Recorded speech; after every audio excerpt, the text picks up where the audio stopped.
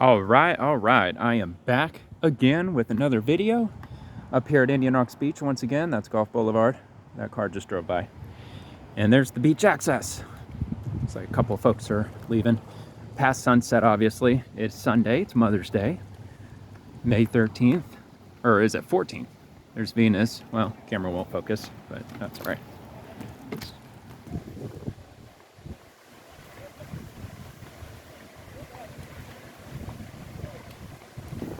Wow, the waters are rough, a little more rough than normal.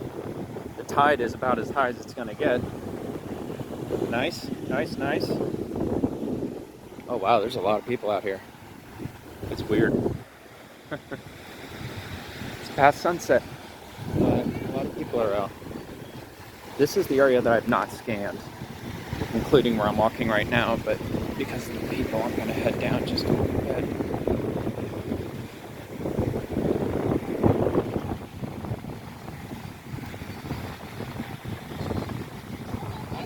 Out. I'm gonna take my way down here a bit. Yeah, it's really bizarre. It's almost as if these people are here waiting for something, but the sunset's over. And it's Sunday. It's just a little odd to have that many people out here after sunset. But I don't know, it is what it is. People enjoying their Mother's Day. I hope you all had a great Mother's Day as well. I got my mom flowers, and hopefully you all did the same, or take your mom out to lunch or breakfast in bed or something like that. I don't know. I got us some barbecue sandwiches for dinner. So yeah, it was a good day overall. But anyway, I'm back out here again.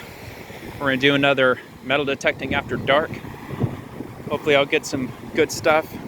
I don't know why my camera is giving me so much issue with the focusing. It's very weird. But yeah, wow, man, look at this tide. It is as high as it's gonna get, probably. That'd be my guess. So it's irrelevant to me because, again, at this point, I'm still not metal detecting the wet sand. I'm still only doing dry detecting until I get a better metal detector. So, all right, I'll go ahead and get set up and I'll come back with the first one.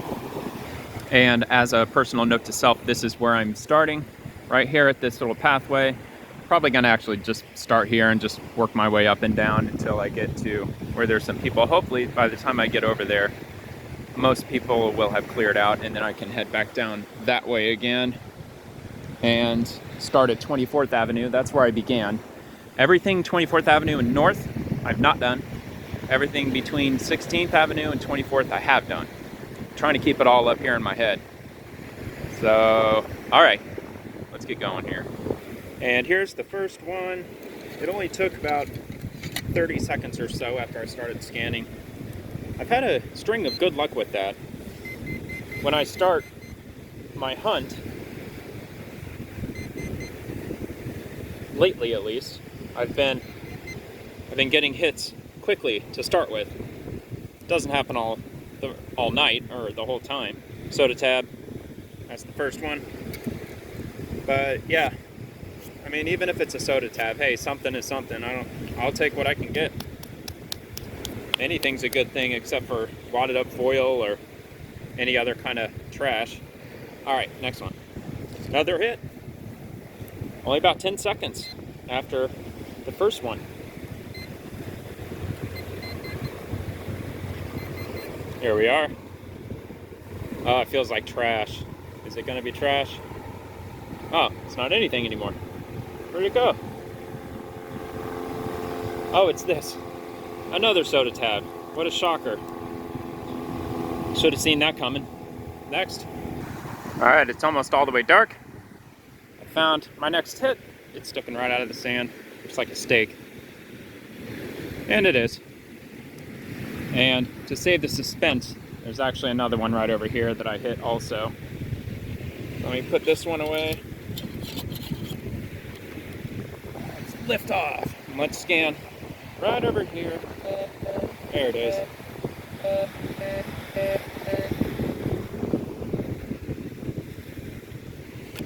Let's get you situated here. It's roughly about here. Let's see what we got. A different steak, but a steak. Got another one. That one's not even rusted either. This one's supposed to be a dime.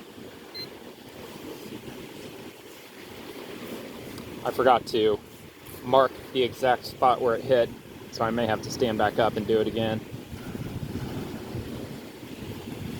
Yep, I have to do that.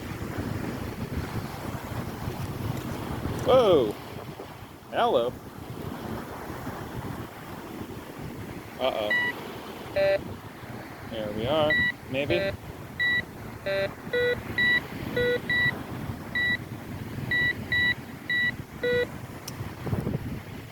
So it sounds like possibly multiple items somewhere around here generally. Oh, there we go. It said it was 5 bars down, so I was afraid I was gonna have to start digging. Bust out the shovel, but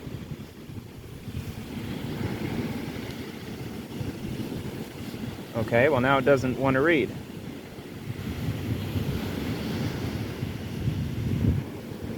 Okay, that was weird. Might be a very small piece of metal. I mean, could be a dime. I mean, it said it was a dime, so it's probably going to be a dime, but you know, those little things are, sometimes they're hard to dig out of the sand. Let me try this one more time here.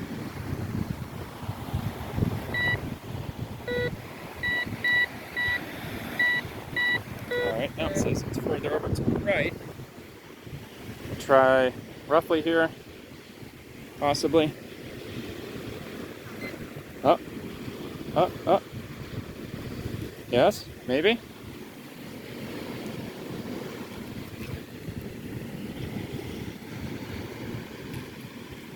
Oh, give me a break. For real. Up, up.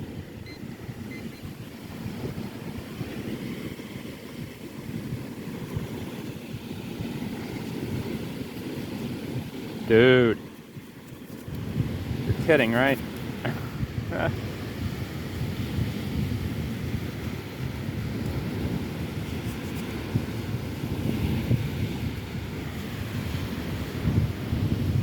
Well, for crying out loud.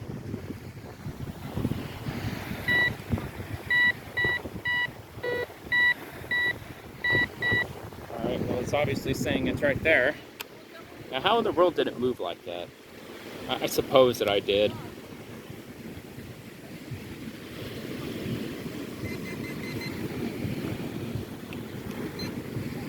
Alright, you see that? It says it's here, okay? You heard it as well.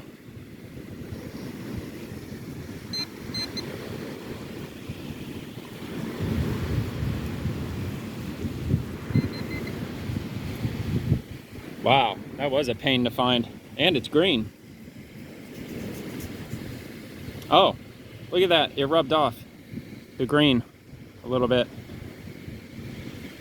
Oh yeah, you can kind of see it in my index finger here a little bit. Maybe not. But check this out. That's obviously green, right? That looks green.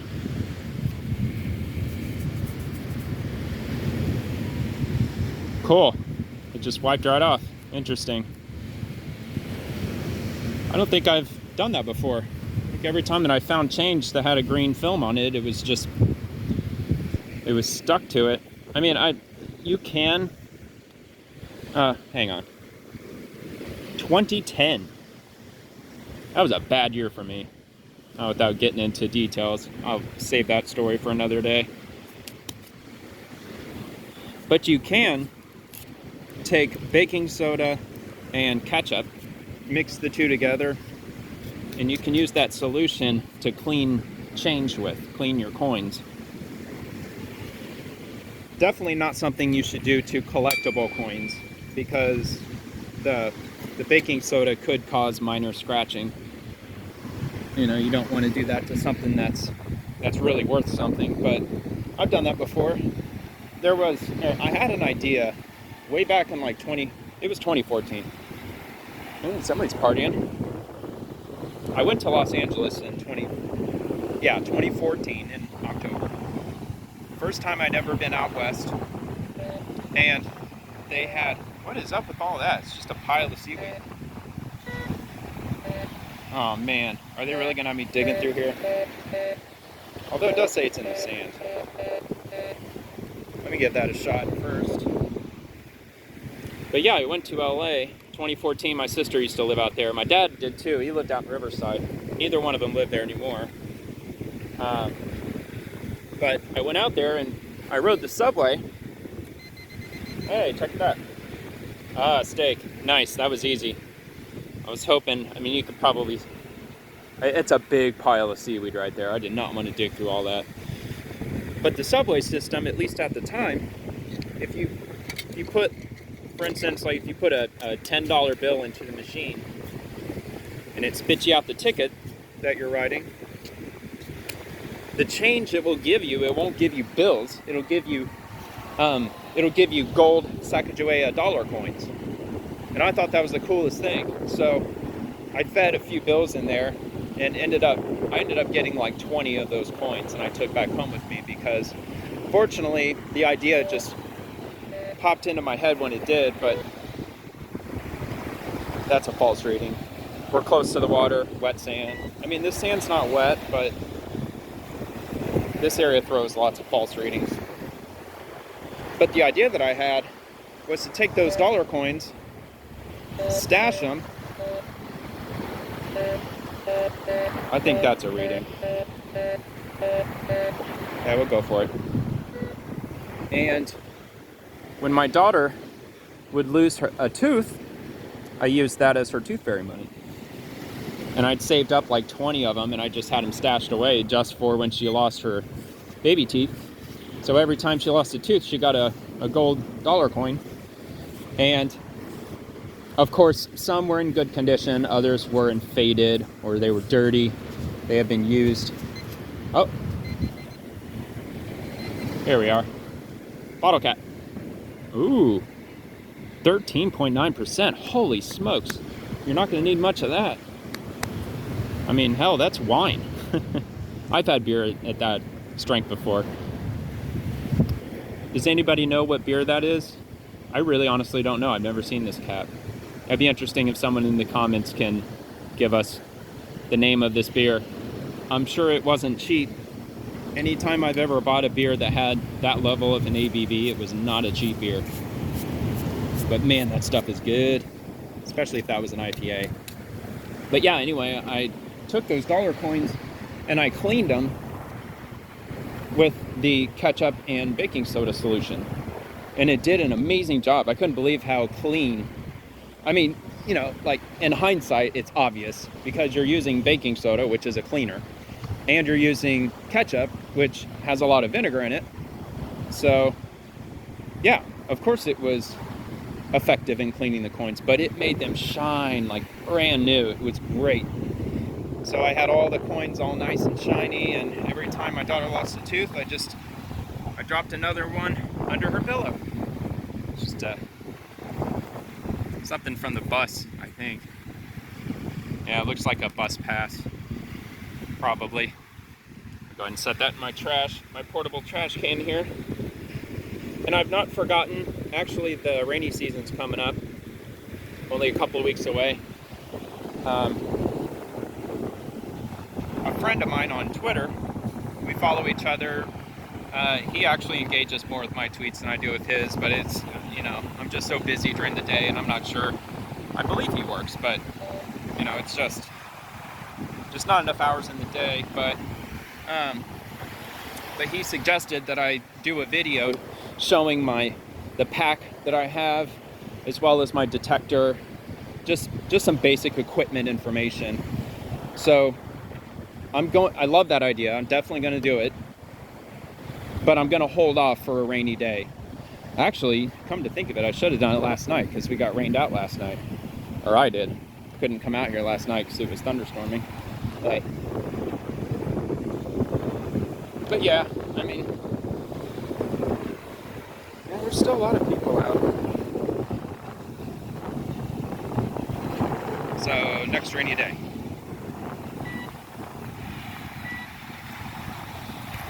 The next rainy day we have, I'm going to do that. Alright. I think, yeah, these are all going to be false readings. Alright, so I'm going to take a walk down here.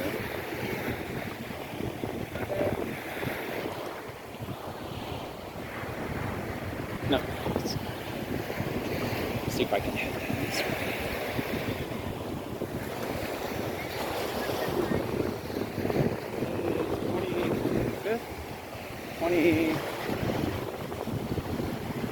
26th Street. All right.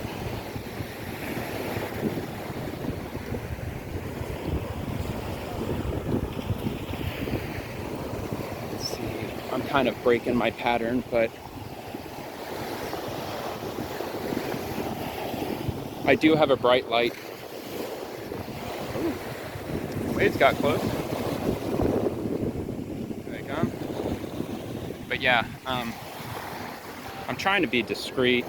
You know, people down here on vacation, you know, I try to respect people's personal space, especially out on the beach at night. People trying to be romantic. And you know how the game is. Oh, I get one? No. But yeah, anybody out there who has younger kids who are either about to or they are in the process of losing their baby teeth. I mean, not saying that you should go to Los Angeles and start feeding bills into the subway ticket terminal kiosk. I'm not saying you should do that necessarily, but I'm sure you could go to your bank and ask them, hey, do you have any Sacagawea dollars? Do you have any dollar coins that I could trade out? I mean, if they have them, I'm sure they'll hook you up. Especially if you tell them the reason.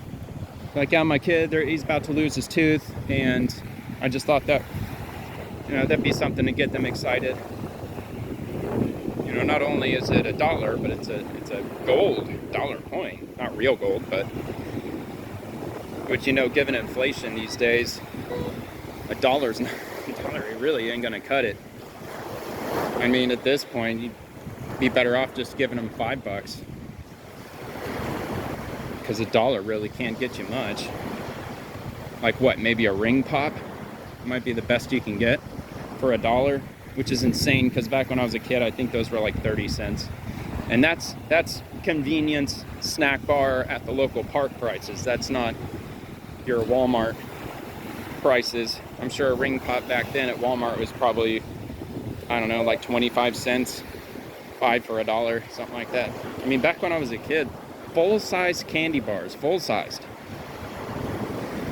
at the checkout line at Walmart were only 30 cents. Now there's probably, maybe, there might be somebody watching this who could definitely one-up me on that. Because yeah, I know, once upon a time, a gallon of gas did cost a nickel, or what have you. My great-grandmother, she was born in 1904, died in 2008. So how old was I? I was 24 at the time that she passed away. But before she did, she told me stories about. She lived in like it's called Broad Ripple. It's in Indianapolis. It's kind of on the north side of town. That's where she lived pretty much her whole life. They bought their house back in the 1940s. I believe she said it was $14,000 for her house, which is nuts. I mean, I'm sure that was a lot back then. Of course it was. But yeah, she told me like back when she was a kid, I'm assuming probably 1914, 1915.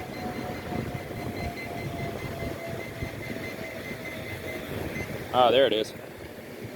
Another steak, a rusty one. But she told us about how you could take a nickel if you were lucky enough to find one on the sidewalk, which she said wasn't very often. But if somebody gave you a nickel, or if you were lucky enough to come across one as a kid, you could ride the trolley that had a stop at the end of her neighborhood.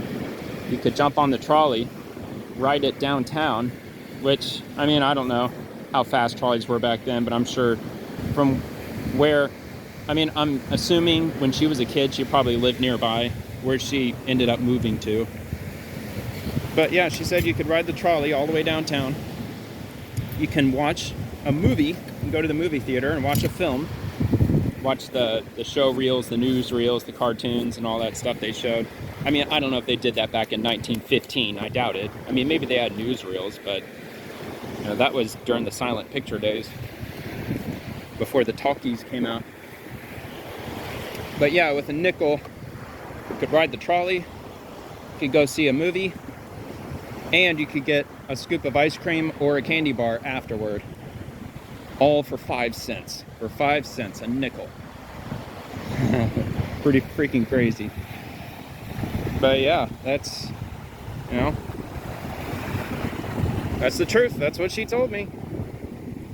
She also told me about the ice box that they used to have the days before the refrigerator and the freezer. That the Iceman would show up with a big brick of ice, and then you'd take that brick of ice and you'd stick it into, I'm assuming, the top of your fridge, because cold sinks. And oh man, what the milkman, they'd drop off glass bottles of milk. I'm assuming it was on a daily basis. She probably told me, I just don't remember. But and they did have one of the first TVs. The first year the television came out, my great-grandfather bought one, and she said the screen couldn't be any bigger than like 5 or 6 inches. She said it was a small screen inside a really big box. Here we go. I don't remember the exact year. I want to say it was like late 40s maybe early 50s. But she said the first thing that they watched on their television was a baseball game. So that was the only thing that you could watch. And she said kids in the neighborhood, they all came over to their house to watch the baseball game. This one's dry. I won't have to clean that. Yeah, that one's good. Sweet. Another steak. Yeah, so they invited all the kids in the neighborhood over to watch the game. She said they had over a dozen kids sitting on their living room floor in front of this giant box with a tiny screen. You couldn't see any people really. She said they were just little dots on the screen. And the kids were really into it. She said she was really into it. Like, everybody was really excited and just baffled that they were able to watch something from their house, and how crazy that must have been. I mean, I would liken it to a smartphone. You remember when you first saw a smartphone? The first time you used a smartphone? I mean, I do remember the first time I saw a smartphone. It was actually my dad. He got an iPhone, and it was in 2010, but I'm sure he had it before then. But yeah, so I remember seeing that and just how crazy that looked. It's like, wow, it's a color screen. You can actually scroll through pictures, and the text messaging looks really nice. I just remembered all that. But that's, I mean, I would compare it to that for sure.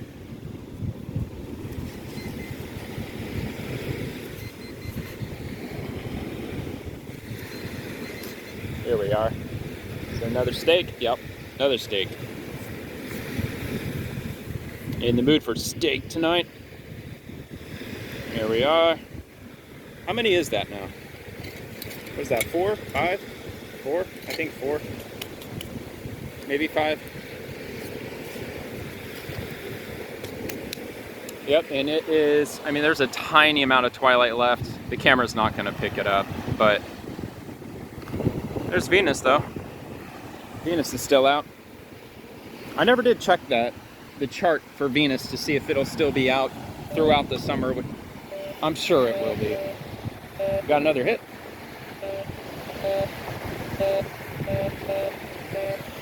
What do you think this is going to be? See, that'd be cool to live stream. Oh, wait. Is that going to be it? That's going to be it. There it is. Another steak. Much better condition. A lot smoother. Shiny, smooth, cool, nice.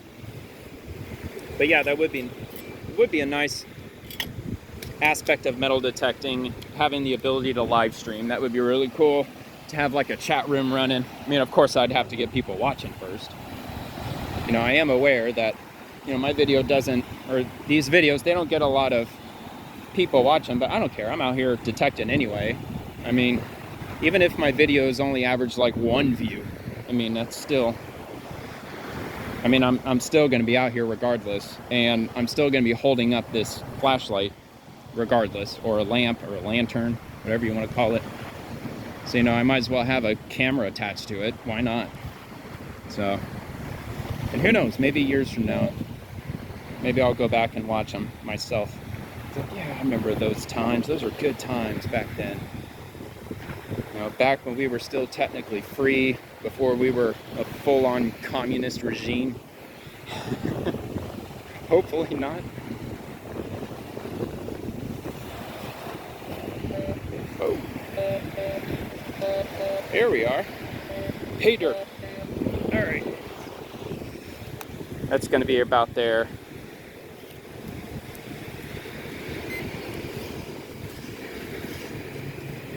Maybe. How deep was it? 4? Yeah, it should be right here. Here it is. Set in view.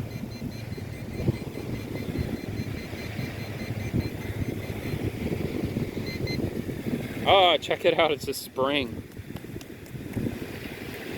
Where the hell did this come from? Oh, you know what? It's probably a beach chair. Perhaps. Maybe some very comfy beach chair. And a cigarette butt. I'll throw that out. Throw it away, not out. I'll pitch it when I get home. As I always do.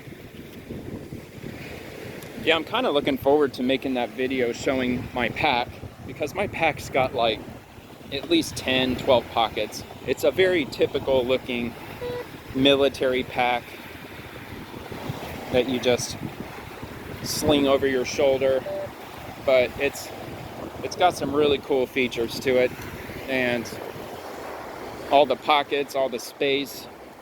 But the main pocket in there, I have this little Tupperware container, and that's used mainly to hold the shape, just to make it easier to put stuff in.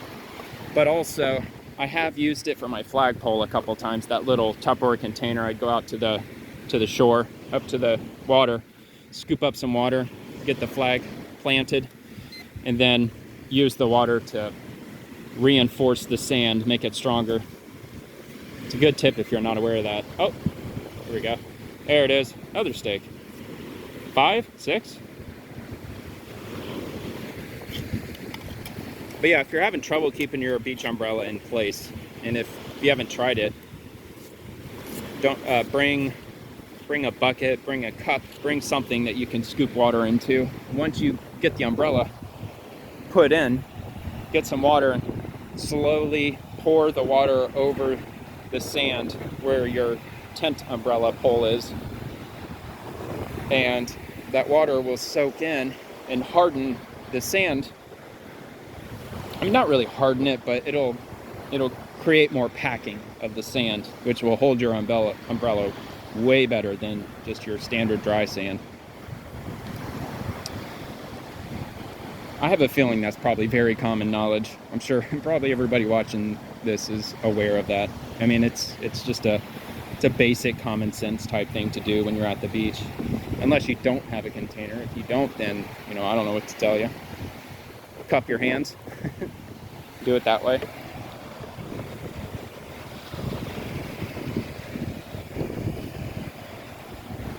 It's a bummer the weekend's over. Oh, come on, people. Really? Freaking bag of chips? Come on. No, we're supposed to be more civilized than that. Nope, false reading. You know, I am afraid to say it. Something about the bugs and it being nice. I'll just leave it at that.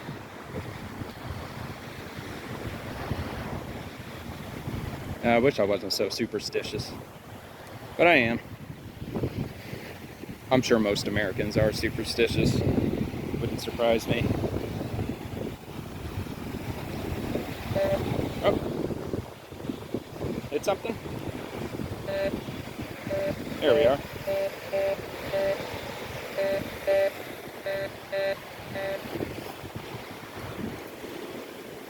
Let's be a bit lower. Raise that up. Somewhere over here. I'm on a slope.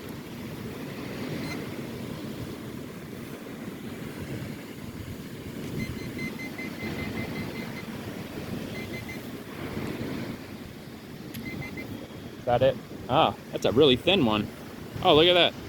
I've never had a steak like that. Curls here at the end. I don't have one of these. It's a very... I could easily bend that by hand. I'm not going to, but it's, you know, it's just slightly thicker than a coat hanger.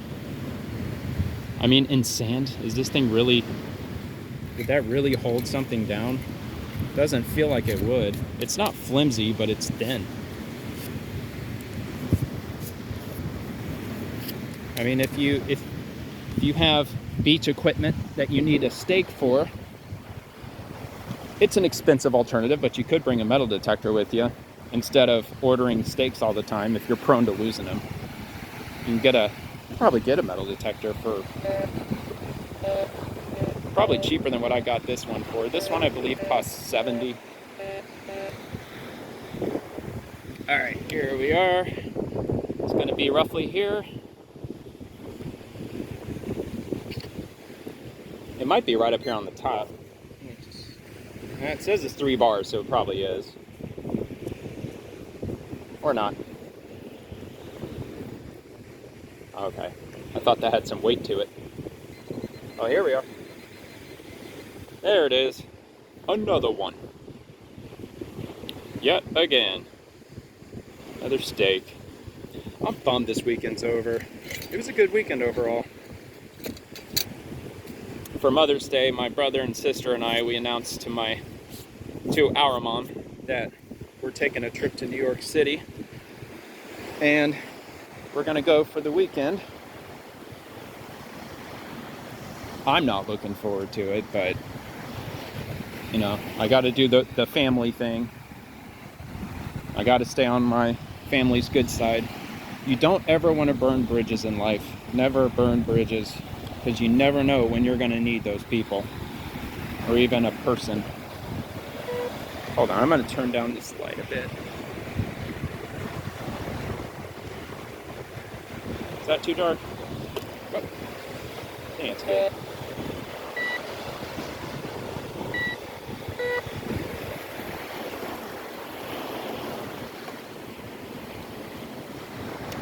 Yeah, that is a bit dark. But yeah, there's some people over nearby, so I'm trying not to blind them with my light. This area of beach is very, very narrow. Very narrow. Oh wow, all the stars are out. Very cool. Yep, what little twilight we had is now gone. Alright, so I'm just gonna stand right here. Because those people are up by the water, and I would be uneasy if somebody was metal detecting right behind me after dark with a spotlight. Oh. Come on, where is it? Where are you? There we are. It's thrown off a couple of readings. Couple. Somewhere around here, I think.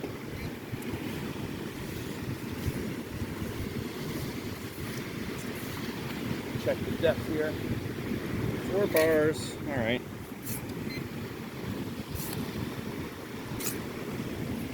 Just pile up the sand right next to the hole here. Oh, that had some weight to it. Let's see. No?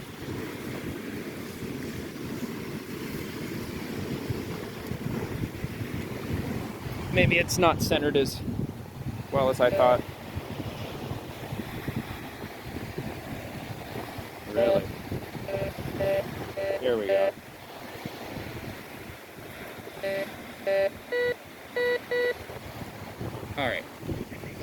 I think it's right around there.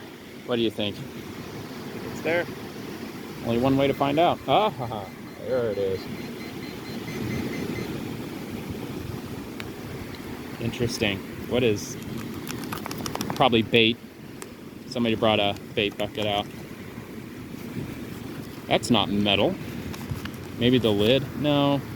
This is like a deli container. I've never seen a deli container with a metal lid. I'm just cleaning this off. I'll put it in my pack and throw it away. Whenever I get around to a trash can, I will pitch it. All right, let's see where that other item was. Corona cat. Corona Extra. No beer smell. Oh, you know what it does? It has a touch of rust on it. So clearly it's been here for a while.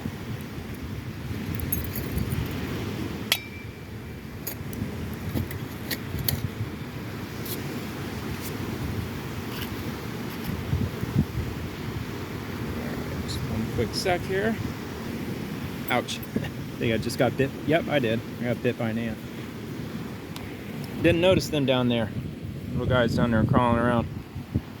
That sucks. I'm gonna have an itchy knee for the next couple of days.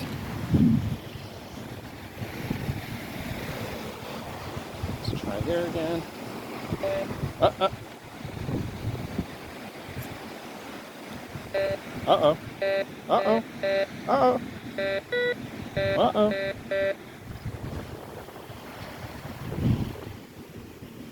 Oh yeah, that's right. Ants. I was about to do the same thing again. Just plant my legs right into the sand. Yeah, there's a bunch of ants over here. They're moving a lot more slowly. Those might not be fire ants. In fact, I know they're not. Those are little ants. Those ants, I've seen those in our house before. If I'm correct on that, those are the kind of ants that will they'll get into your house and then they'll build a nest and they'll sit in that, and they will, yeah, tongue twister. They'll sit in that spot for about 3 weeks and then they'll pack up and they'll move to another location in your house. Some exterminator was telling me about that. There it is.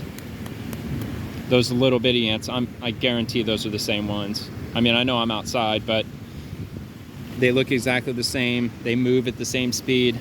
I'm sure that it's that type of ant. I do have a soft spot for insects, but I do not like ants in my house. They freak me out. I'll get one of those. Oh man, I'm gonna draw a blank now.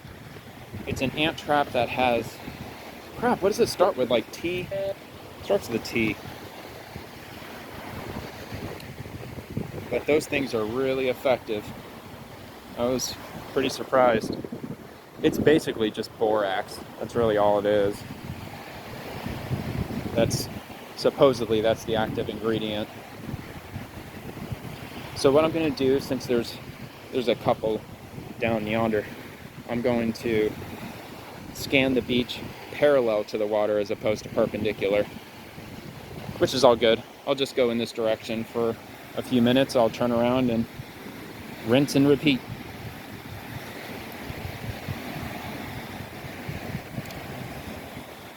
This is actually really nice because I don't have to keep going up and down that ledge.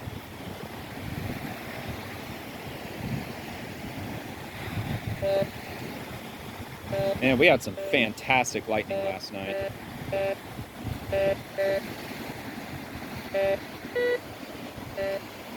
think I got it. Oh man, it was flashing like a strobe light. It made me really pumped for June. The start of the rainy season in Tampa Bay. I mean, the temperature is relentless. A lot of people can't handle the... It's another Corona. Oh, there is another one down here. Whoa, whoa, whoa. I wonder what this could be. What a shocker. I had no idea. Corona. But yeah, the heat can be really intense. It's not so much the temperature, it's the humidity that comes with it. I mean, when you got like bordering 100% humidity, I mean, it's an absolute steam bath outside. You know, it's tough to get used to. But coming down in the summertime to see the lightning makes it all worth it, I think.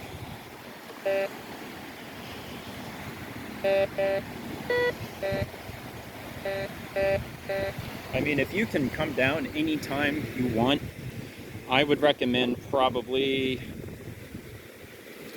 late July, early August. That's usually when our rainy season, it's at its peak intensity. But frankly, pretty much any time from like the middle of June through the middle of September, you'll see lightning virtually every single night. Unless we get some really crazy, wicked, high pressure system dry spell that just stalls out over the Gulf. It's happened. It's not unheard of. In fact, I'd say it probably happens once each season. Like we'll get a week or two without any rain. It's just not common now. But even if, well, I mean, I guess in that scenario, if there's a high pressure system, you probably won't see any lightning. But if you don't see any rain or experience rain when you're here in the summer, you'll almost definitely come across lightning at night. You just have to go outside and just look. I mean, lightning could be coming from the east, west, north, south, any direction. I'm just gonna grab it. Uh-oh. Oh, that backfired. Now I lost it. Aw, oh, come on. Really? That ain't happening, is it? Lift off. Now why, how the hell did it get way over here?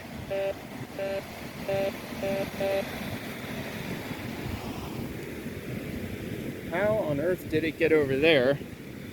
Unless there's more than one item.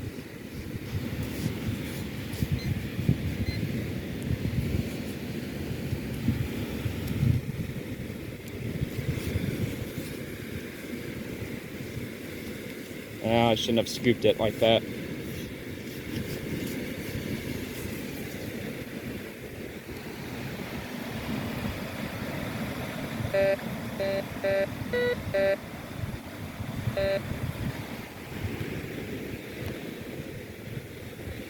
Tricky little bugger.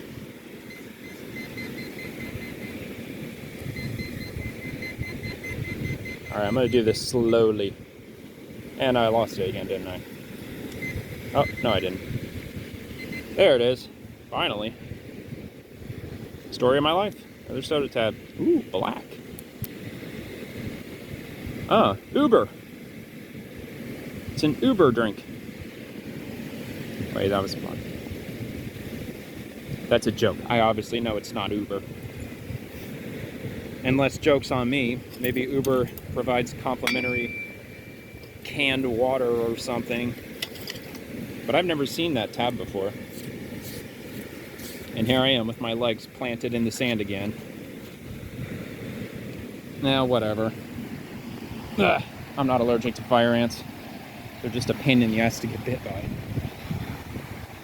If you've never been bitten by a fire ant, it's very much like a bee sting.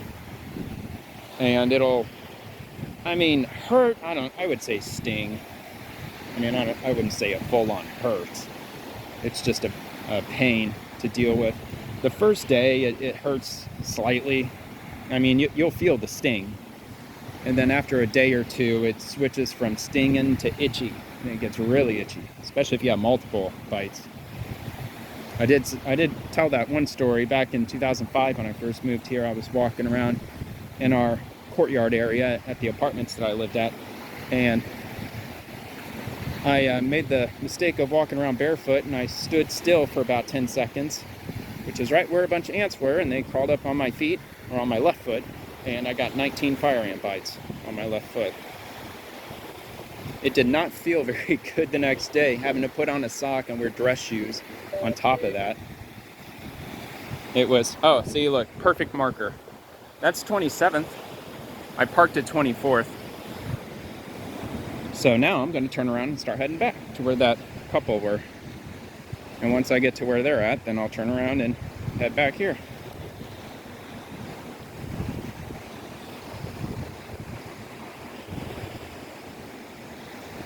But yeah, don't make that mistake. If you're, not just in Florida, but if you're in the South in general, wherever there's fire ants, just make it a habit to not stand still in the grass barefoot. You can walk around barefoot, just don't stop. If you stop, then they'll crawl on you and then they'll bite you. And what's crazy about fire ants is that they send out a signal. You could end up with 25 ants on you. You can end up with a 500 ants on you. However many there are, they won't bite you until one of them does. If one of them bites you, they all somehow instantly receive the signal. Bite! And they all bite at the exact same time. And as soon as they bite you, they'll let go after they inject the, it's not venom, it's a type of protein, I think.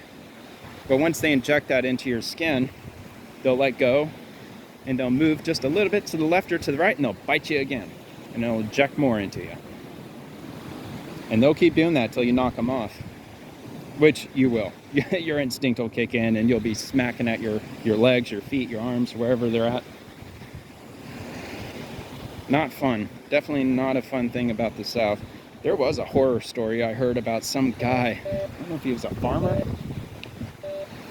He was talking to his next door neighbor. Just shooting the shit. Just hanging out, just talking. What they were talking about, I don't, there it is. That was easy. Nice. Another steak, a very thin one. This one I could bend too, easily. Anybody could. It's a very thin steak. So they were sitting there, they were chatting. He was leaning up against a chain link fence that was bordering both of their yards.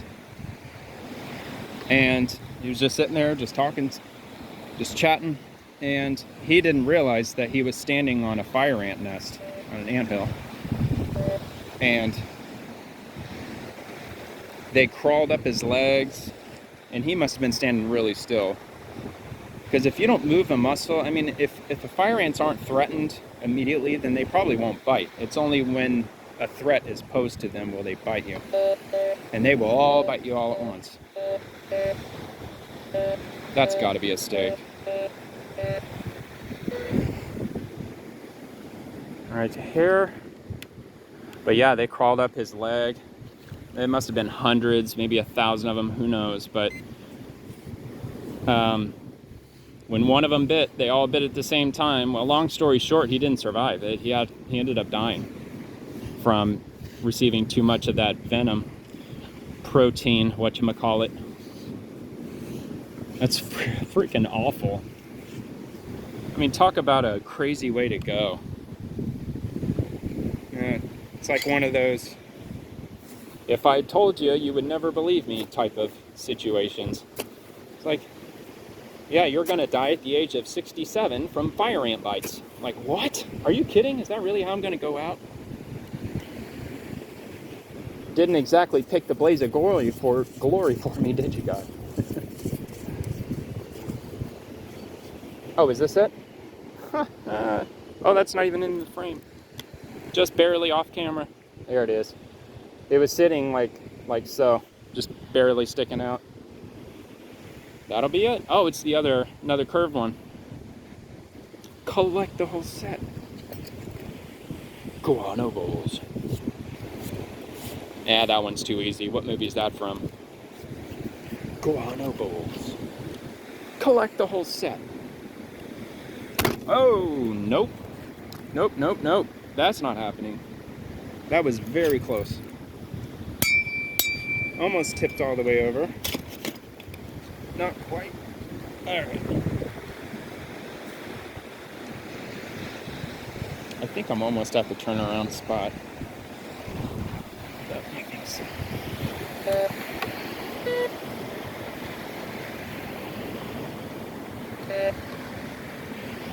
Come on, where is it?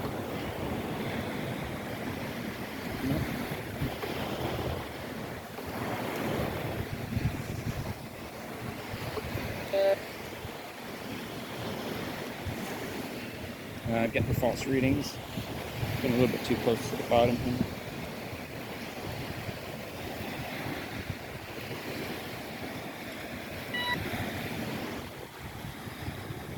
Oh, that would have been great. What was that? Well, it changed. It was like a 50-cent piece or something. Whatever that highest pitch sound is. I think it's silver, right? Yeah, silver. Oh, it could be silver, or it could be something, I guess, with silver in it. Oh. Here we are. Jackpot. Oh, that's got to be a steak. It says it's between 3 and 4 bars, but let me just try to reach in. Well, there you have it. That was easy. It's dry too. Tad bit of rust is coming off, but not too much, not too crazy. I put the tent stakes, actually everything I find, unless it really does have value. All the junk that I find on the beach, I toss into this pocket on my pack, and it's in the same pocket where I set my shovel in. That's why sometimes I remove my shovel when I'm putting a stake in. It's just, they both share the same spot. There we are. Dude, I was watching plane crash documentaries over the weekend, and man, there was one that was freaking crazy. I probably shouldn't even bring it up because I don't have enough info to really pinpoint. I think it was a Malaysian flight, or it was in Asia at least. And no, it was not MH370. It was one from,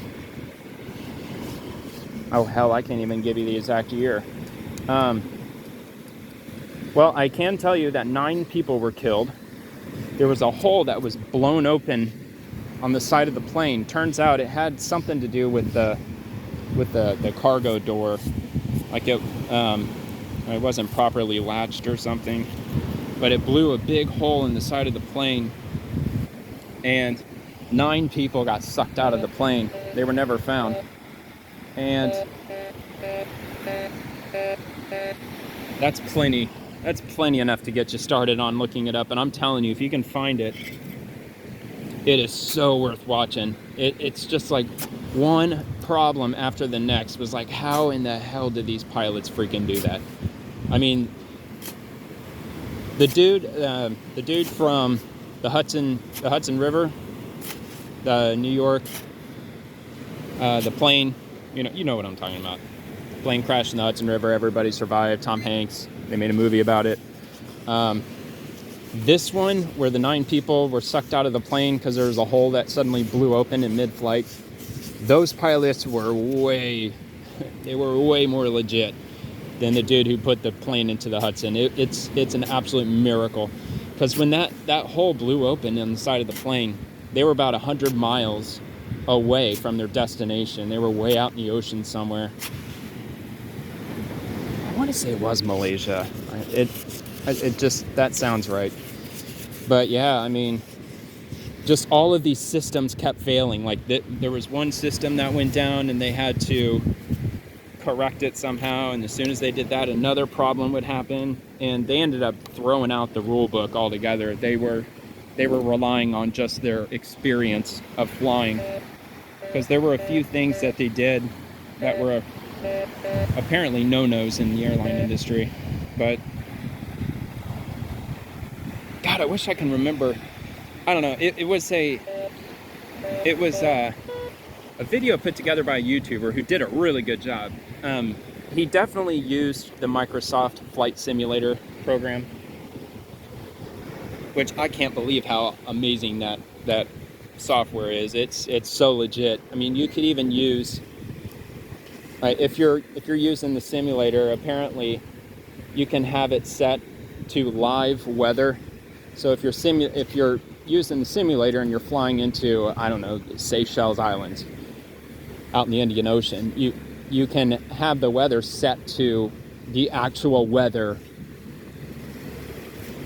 at the exact time that you're flying in the simulator. It's amazing, and the weather looks really legit. I mean, the rain looks real. It's really cool. Where is this thing, man? Ugh. I'm telling you, there's got to be. Well, no, maybe I was just not having good luck and skipped barely right over it. It says it's over here now.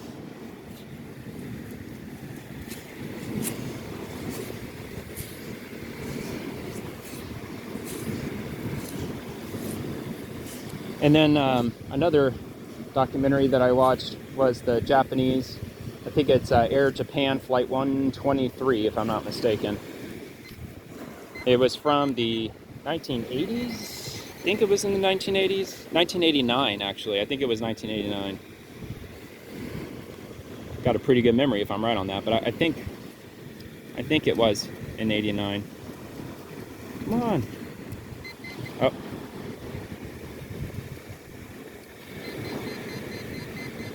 Sorry, it's just barely off.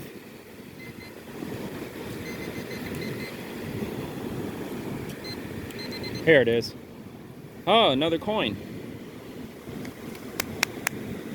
A very, very green coin. Holy moly.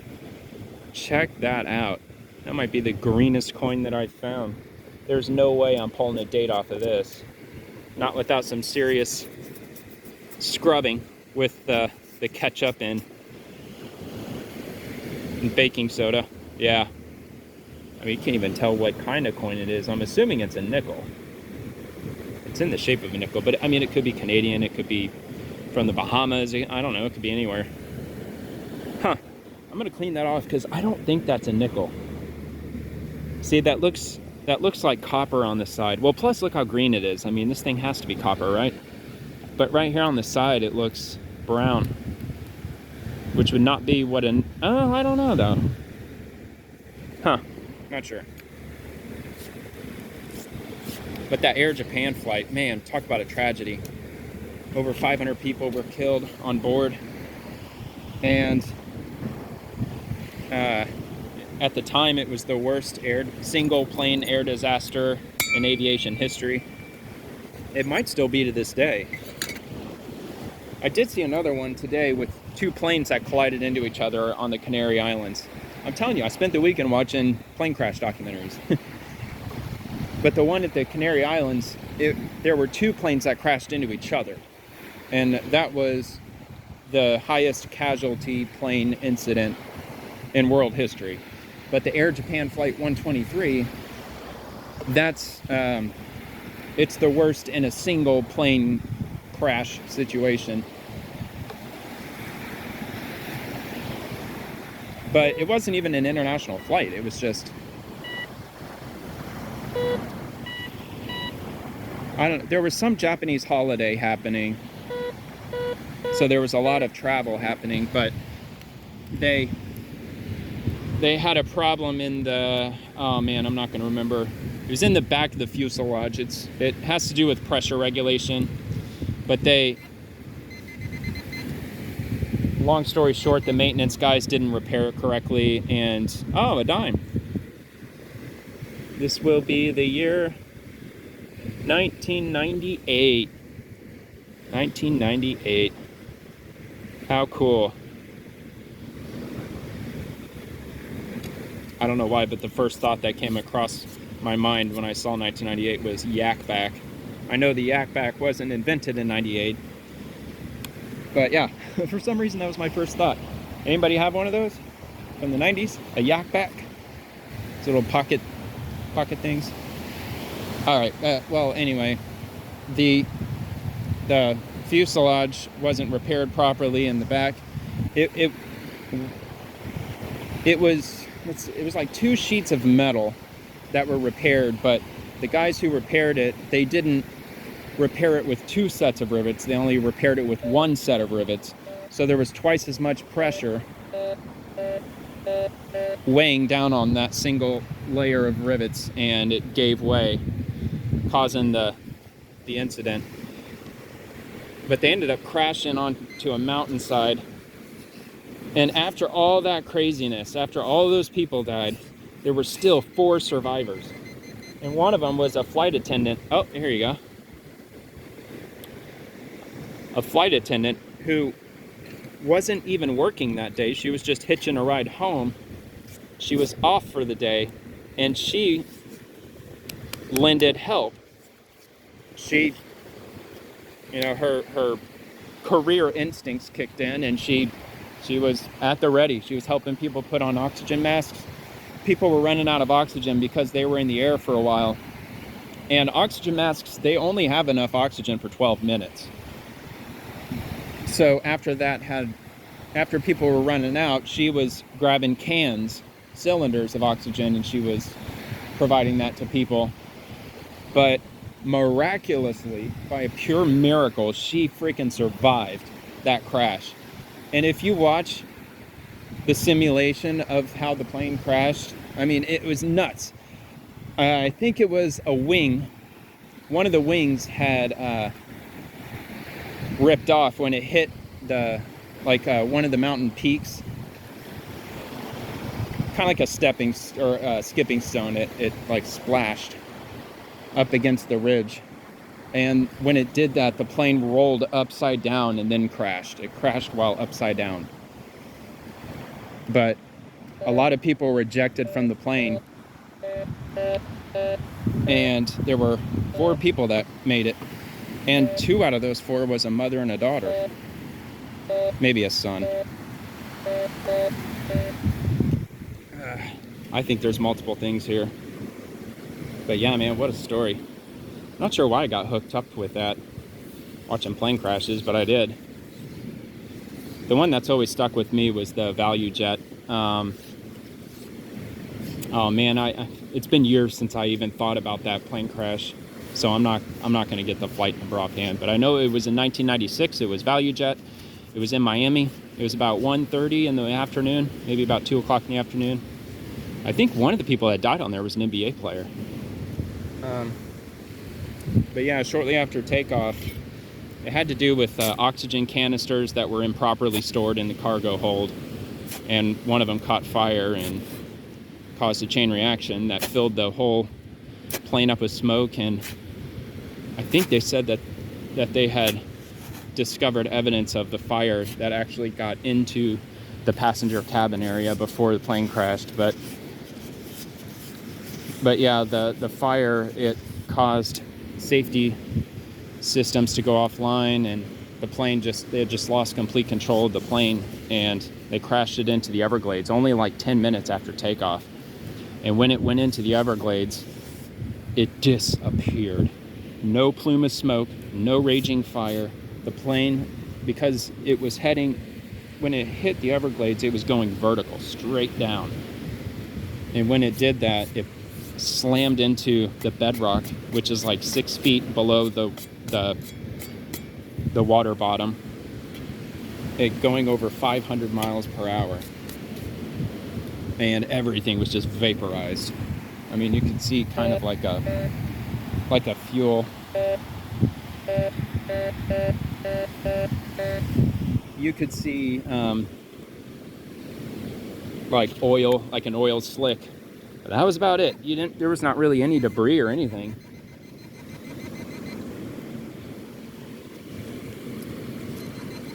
But yeah, they had rescue crews going out there with AR-15s on those airboats, because they had to shoot alligators that got too close, because they were feeding off of the dead, the poor unfortunate souls who passed away.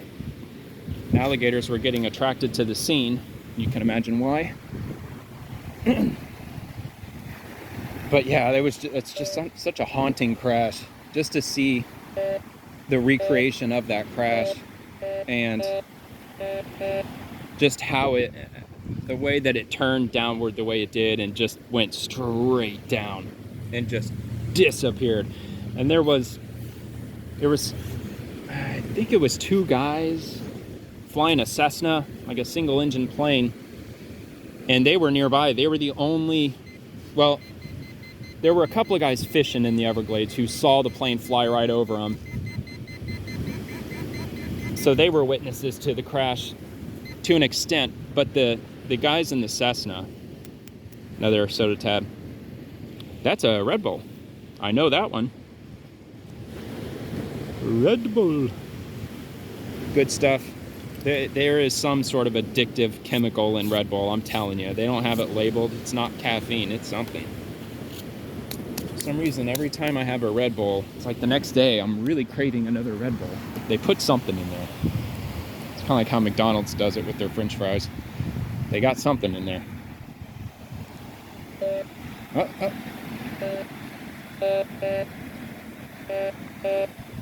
Cleaning up fairly nice over here.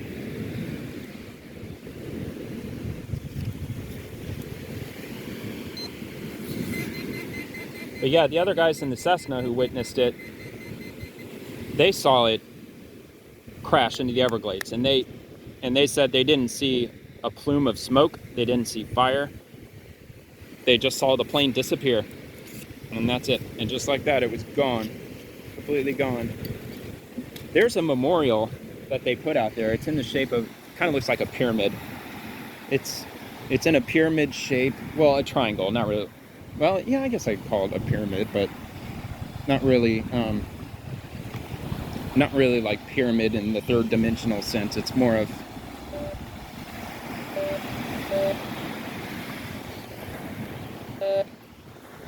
hold on.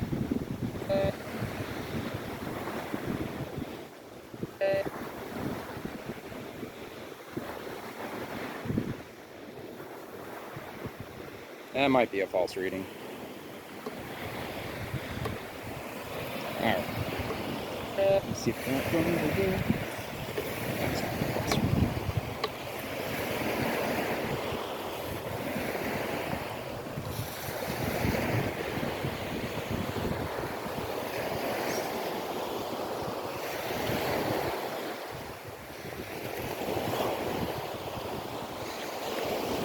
Gotta use the light.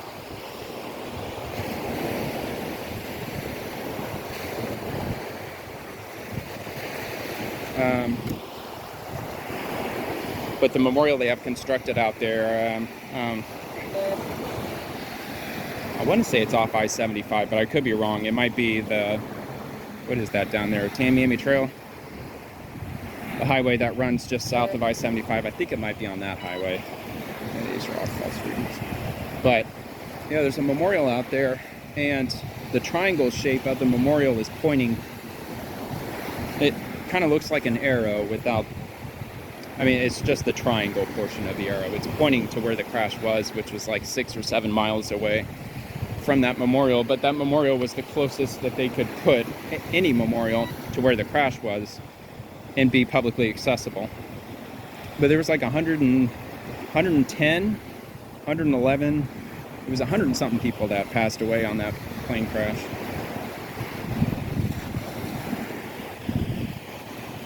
I know it's kind of a depressing topic, but also very dramatic. Yeah, it was pretty wild. I'm getting a lot of false readings over here.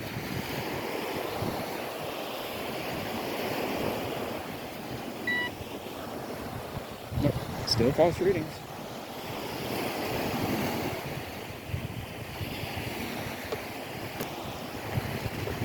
Yeah, it might be getting a little better. There's still a lot of people out here. I don't notice them until I'm like 10 feet from them, because I'm not really paying attention to anything else other than what's down here. But yeah, there was like 3 different couples. That's why I kept having to walk, because I was like right in front of them. And I got my bright light, and it's pitch black out here, so I don't want to be blinding people. just don't get why they're out here. It's Sunday night, it's after dark. I mean, this is the first time I came out here and there was anybody besides me or somebody just walking.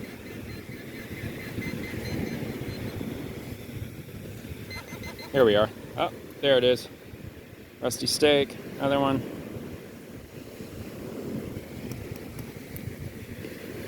There it is. Nice. Yeah, I know.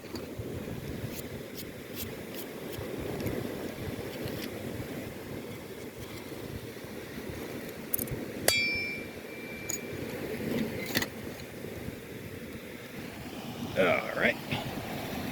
Keep on going. Looking for more of the tent steaks. So tonight, I'm really kind of wrecking my internal map of the beaches as to where I've been detecting. This is gonna, I just have a feeling that a few weeks from now I'm gonna come up here and I'm gonna comb over the same spot, which people drop stuff all the time, or people purposefully throw stuff away or bury stuff or whatnot, but there will be dry spells. Oh, here it is. Sticking right up there. Man, this thing does not, it bounces, see? Wish it was more stable than that. But you get what you pay for. I mean, this ring light, this tripod, the whole setup was, I don't even think it was 20 bucks. It was like 15 bucks or something. It's really hard to complain about something, especially something this useful, that only costs 15 bucks. But people do. I mean, the term Karen exists for a reason, right? I mean, people, there's just no pleasing them. No matter what, they've always got something to complain about. But life's too short to complain all the time. I mean, really, you're just, like, some people, they'll sit there and they'll argue with the manager for like 30 minutes because their fries were just a little bit colder than they should have been. It's like, dude, get a freaking life. You've got nothing else. You don't have anything else that's more important, more pressing than this argument you're having right now over stupid French fries. Are you kidding?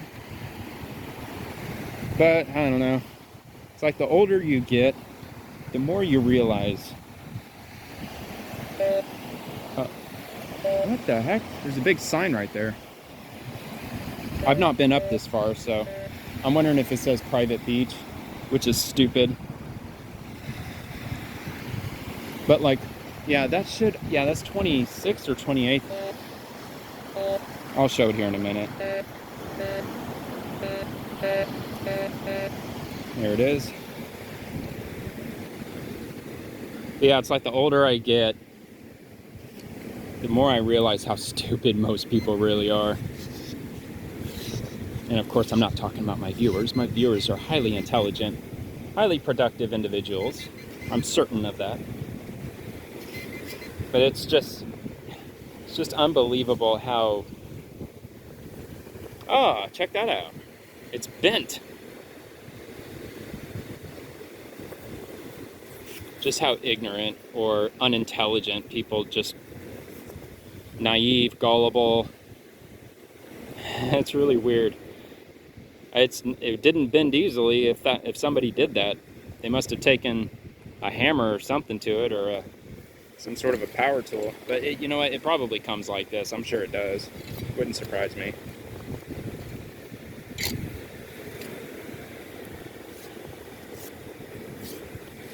But I mean, the phrase that I use in my car all the time are, people are idiots. People are stupid. But not everyone, of course. It's just that the stupid people are a lot more noticeable than the smart people. The stupid people stand out more. Whether it's through their driving habits or whatever. Hold on, these signs are freaking me out. Let me come over here real quick. I just want to see what it says. All right, Bel Air Shores. Lifeguard. Okay, that's just a whatever sign.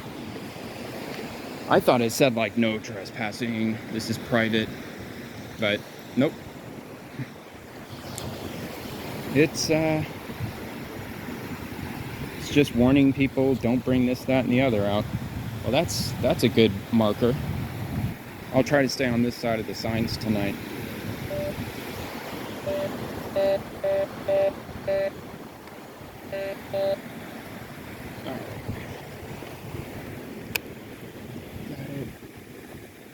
Probably gonna be right about there.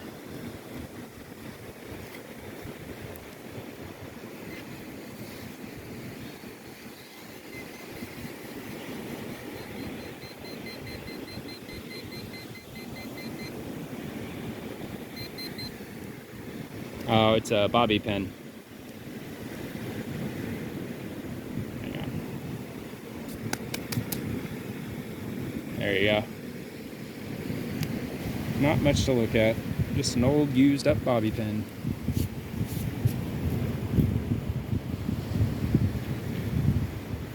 Yeah, there's really... Let's see if you can see the signs from here. Yeah, there you have it. Probably can't really read it from here. Unless I zoom in. Maybe. Nah, I doubt it. That's not gonna happen. I mean, it just says the usual. No dogs, no alcohol, no glass. Or it probably says no pets.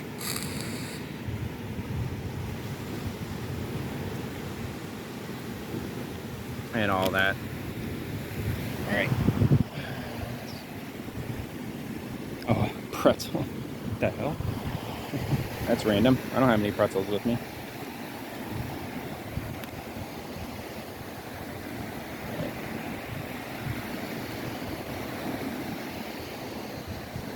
Let's see. Get up here to these signs. Then I'm going to turn around. Maybe. Probably a good idea if I did. Yep, that's the sign. Just hit the sign.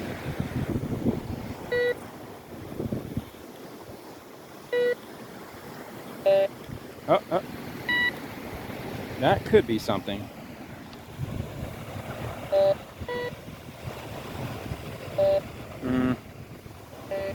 I'm gonna say no, probably not.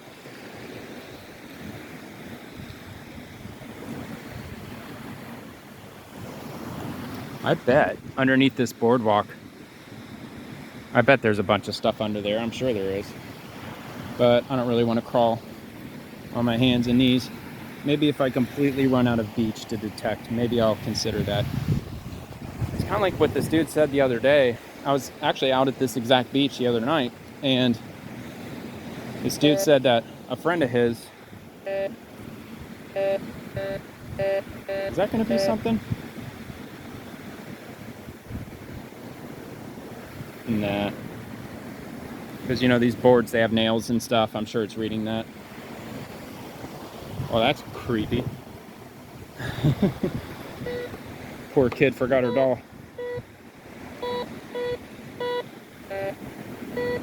Wonder what that could be. Probably a bottle cap. We are right next to the trash can. It's kind of stupid to be standing right here because it's almost certainly going to be trash.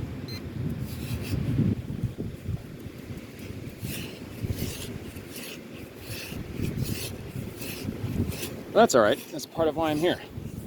Clean up the beach. Make it nicer. All right. Try this again. Oh, it's saying 4 or 5 bars down. That would be shovel time.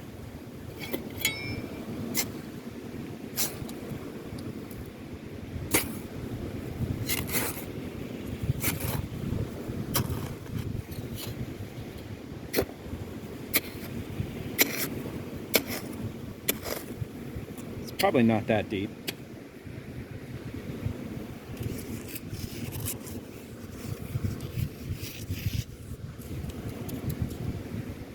Try this again.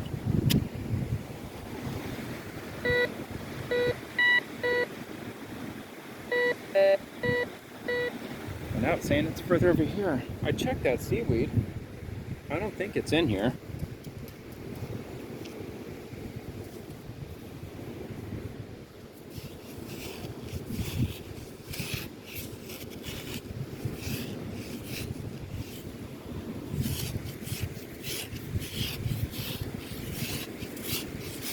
It might just, I don't know. It could be reading some metal that's part of the trash can. I think I'm just going to skip this one. It's really probably not going to be of any value, I'm sure. I mean, why somebody would lose something that close to a trash can, I don't really understand. Or I wouldn't understand. I kind of want to go over to the other side of those signs, because I've not been down that way. And White Claw sign that says no alcohol. Nothing but alcohol in there. Oh well. I don't think it should be illegal to drink on the beach anyway. It's public. Well, public intoxication, right? Okay, fine. I stand corrected. Well, I stand myself corrected. But there's just something silly about not being allowed to drink on the beach. I mean, you're out on vacation. I'm sure you could drink on the beach in Mexico. Actually, there's probably plenty of beaches in the U.S. you could drink on. I mean, no alcohol could very well just be a Pinellas County thing. Or it could be a state thing. Here we are.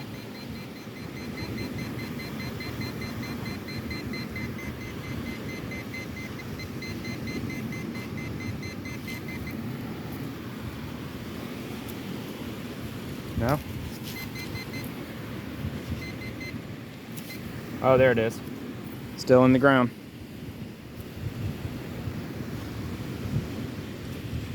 Another tent stake. Man, I've really cleaned up on those tonight. What is that, like the 10th one? At least? Maybe 11th or 12th? There's been a lot of them. A whole lot of them.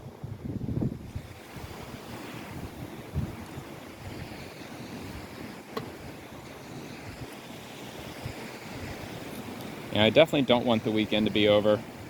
I'm bummed. I don't want to have to go through a whole nother work week. But who does? You know, nobody likes it, but that's life. We all get the same amount of hours in the weekend. Is that 48 hours? It just seems that the more fun you have, the faster the time goes by. Hang on, I'm gonna get a drink of water real quick. There's not much to see out here. Alright.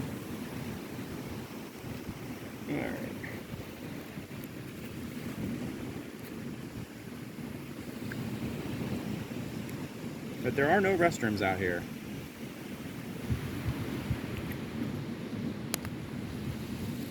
That is one thing that sucks about going to the beach sometimes, is that you have to plan for that, and people almost never do. You know, I guess if the water's warm enough to swim in, I guess you could just, you know, do your business in the water without getting too gross. I have tried that before, but I cannot do that in the ocean. It has to do with the water moving, the current, the motion. Ever since I was a little kid, I was never able to do that. I always had to insist that my parents take me to the bathroom, which is funny. All right, I'm coming up on the guy that was in the tent, which is not legal, by the way, after dark. Not if, but when the police come down, they'll make them leave, probably. It is a beach tent, though, to be fair. The guy that's hanging out over there. It's not like a Coleman camping tent for 4 people. Oh, now this is all false alarm territory. I think, yeah, I've already scanned this. I just saw my footprint. So I'm going to walk up past these signs. On the other side of these signs, there are some big old mansions. Big old mansions up here. Really big old mansions. Like that one that's lit. That's a house. That's not a It's not an apartment building or a hotel. That's a house. There's a lot of these big houses beyond. Is this 28? Yeah, that's 28th Avenue. That's the last street where you can park.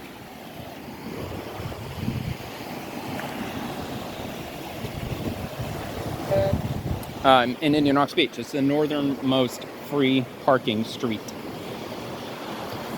Beyond that, it's just big houses, more big houses, and more big houses until you end up in Bel Air Beach area, where there's a lot of high-rise condos. It actually looks really cool driving up that way. It's definitely something that you'll remember if you've been up this way before. If you're driving on Gulf Boulevard and you're heading north toward Clearwater Beach while you're already driving on the beach, right before you get to Clearwater Beach, you know, you'll definitely know that you're heading into Clearwater Beach, because there's a bridge that goes from Sand Key Park over the water and into Clearwater Beach. But right before you get to that bridge, you're driving by lots of these really big, like 30-story high-rise buildings. I think they're that tall. I want to say they are. There's the water. Oh, a little bit of foam happening there.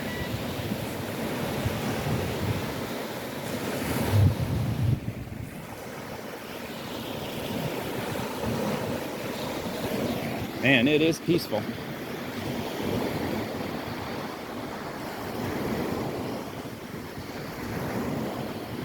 You know what? I probably should check the time. It's 10:13.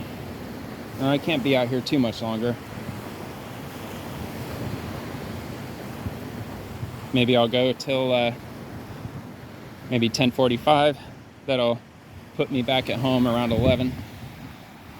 Sounds like a good plan. It'll give me another half hour to scan the beach, see what I can find here. But I will say, because this area of beach is all residential. I mean, it's definitely residential from this point on. So I could pretty well guarantee that any future metal detecting I do up this way, I will not be finding a whole lot like I have been tonight. Tonight I've just found stuff back after back after back. But once I start heading down this way, there just won't be as much, because there's little to no beach access from this point on going north, at least not for a while. And therefore, lots of people won't be down that way.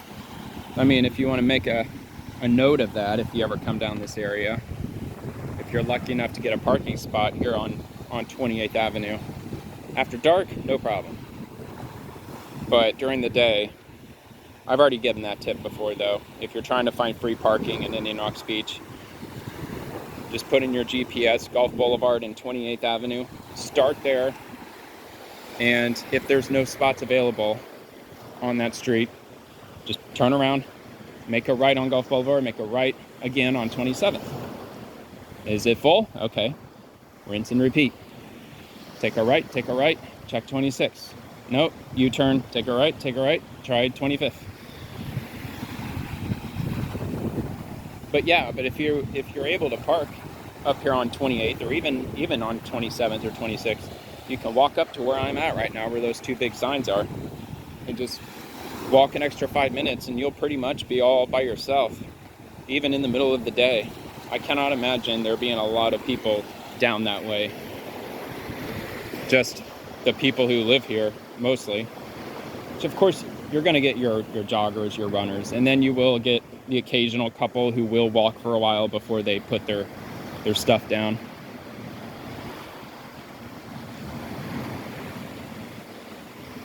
Oh, these plants are looking healthy.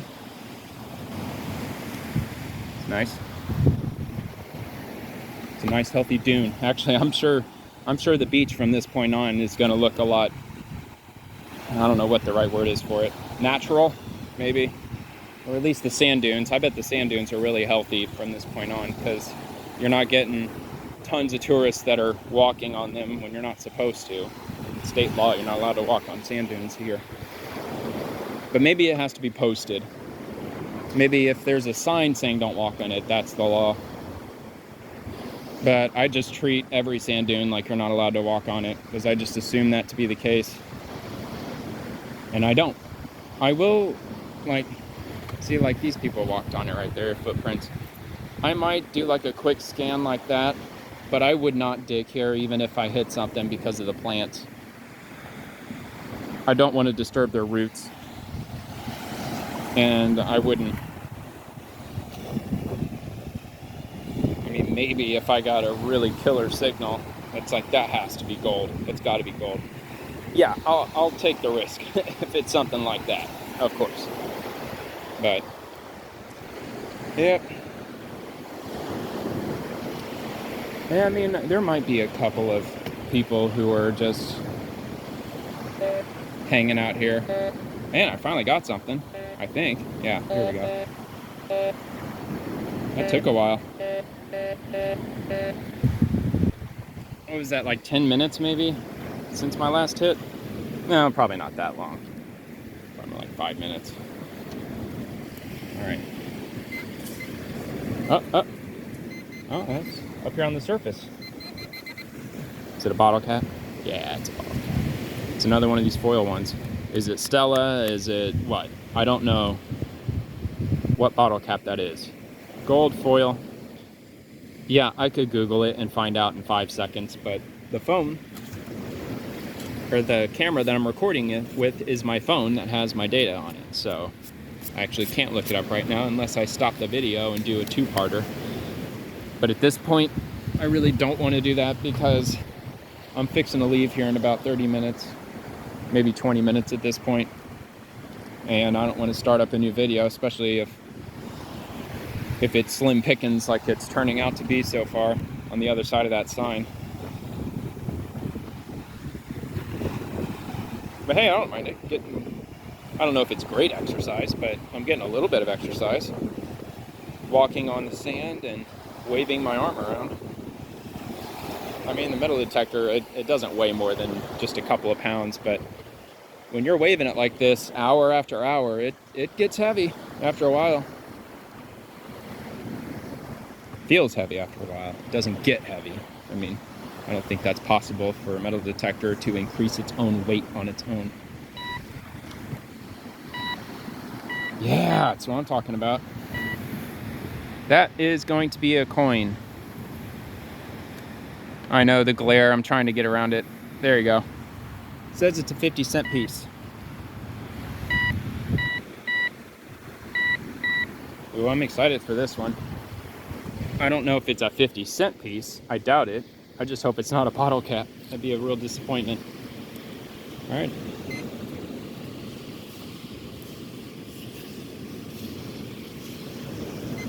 Oh. Oh, what is that? That's weird. Doesn't look like anything of value. Plastic. That's plastic. This metal here. I don't know. It said it was 50 cent piece. That's obviously not a 50-cent piece, but what kind of a metal would give that same reading as that? Oh, it said a dime. Well, a minute ago it was over here, I believe. I think it was. Yeah, I don't know. Probably aluminum or something. No way it's got any kind of value. Yeah, the water sounds nice.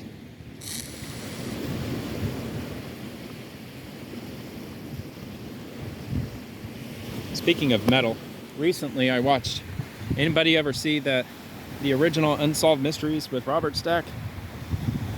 If you have, and if you like the show, did you know that every episode is available on YouTube? And the quality is not complete garbage. You know, if you type in Unsolved Mysteries, Robert Stack, or Unsolved Mysteries full episodes, not the Dennis Farina one. That's not the one. It has to be Robert Stack. But there's an episode I watched not long ago. It was some factory. I can't remember what they make. It was something local. It wasn't some giant assembly plant or anything. It was just some local production building, putting something together. But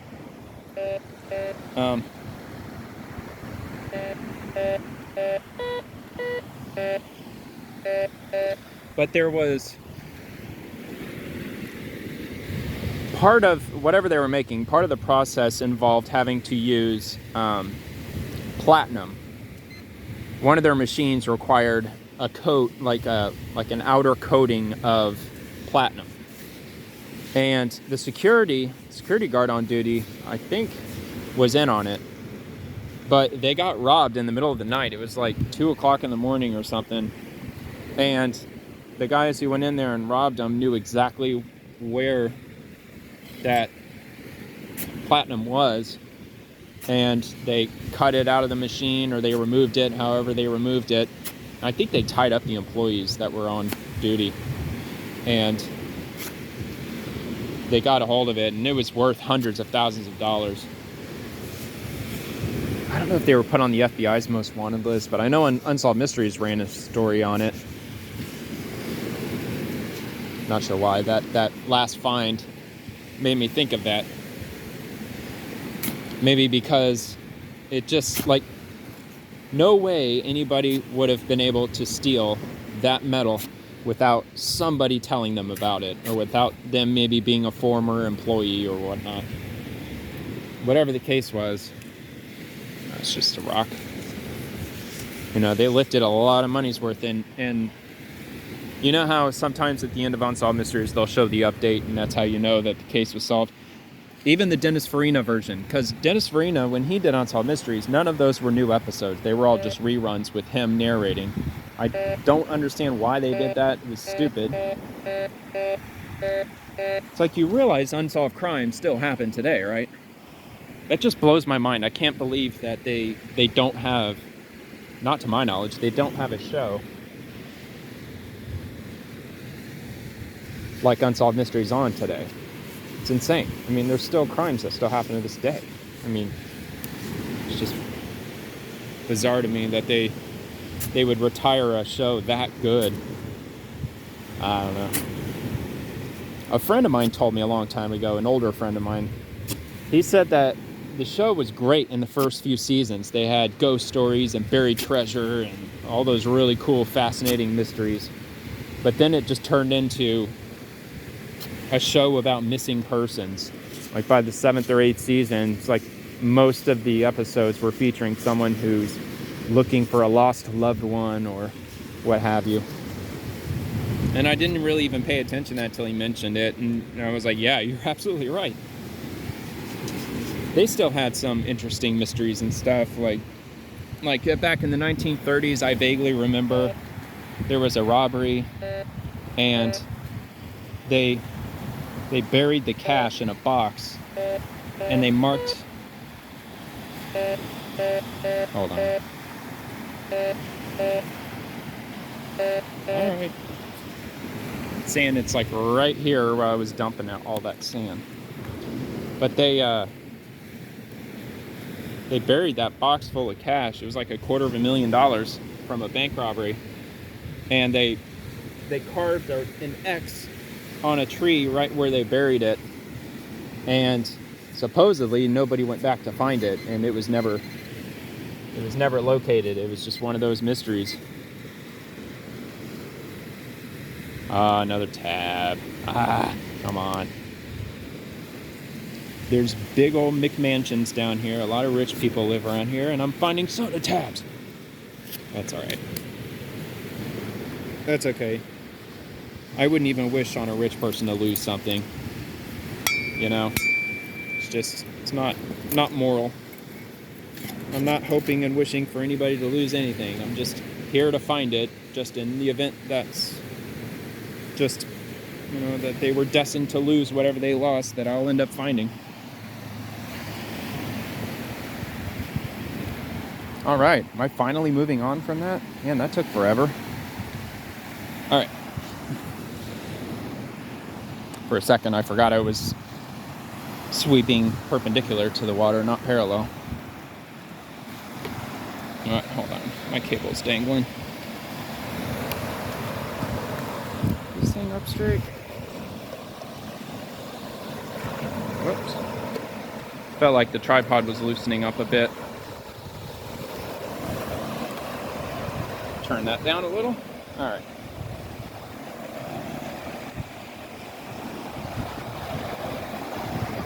I'm kind of a chatty Cathy tonight. Usually I'll just give a random spiel about something and then I'll pause it for the next find, but I've been in a talkative mood this evening. It's Sunday. I'm just trying to make the most out of what little weekend I have left to enjoy. And my buddy Josh, he's the one that got a metal detector for Christmas last year.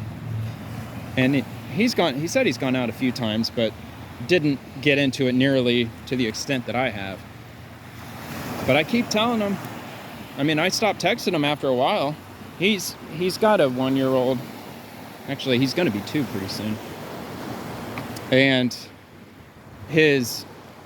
I would call her his common-law wife. I mean, I think technically they're boyfriend, girlfriend, but they've been together for years, and they've got a kid together. They bought a house together, so I would consider that common law. Like, they're basically married.